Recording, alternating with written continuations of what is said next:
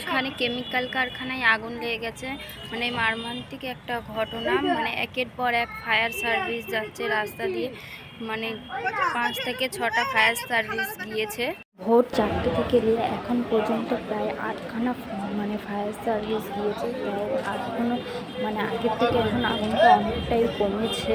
তোমরা দেখতেই পাচ্ছ কেমন দাও দাও করে আগুন মানে ধরে যাচ্ছে। দেখে অনেক কষ্ট হচ্ছে। একটা কারখানা থেকে আশেপাশে ওর কারখানাগুলোতেও আগুন ধরতে শুরু করেছে। মানে গেঞ্জি ফ্যাক্টরি ছিল, ময়দা ফ্যাক্টরি, এগুলোতেও আগুন লেগে গিয়েছে। মানে ঘটনা খুবই গুরুতর একটা ব্যাপার।